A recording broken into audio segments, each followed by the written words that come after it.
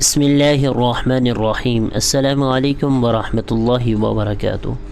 ایک سوال کیا گیا ہے کہ نماز کے اندر جو دعا پڑھی جاتی ہے آخر میں، اس میں یہ ہم ربی جعلنی پڑھیں گے یا ربی جعلنی پڑھیں گے؟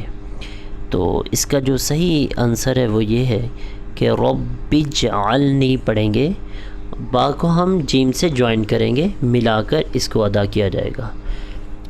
اکثر اوقات لوگ اس میں کیا غلطی کرتے ہیں، وہ پڑھتے ہیں ربی جعلنی، تو یہ ربی جعلنی نہیں ہے، ربی جعلنی ہے، ٹھیک ہے؟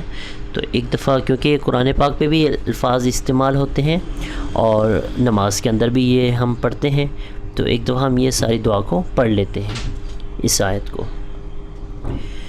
رب اجعلني مقيم الصلاة ومن ذريتي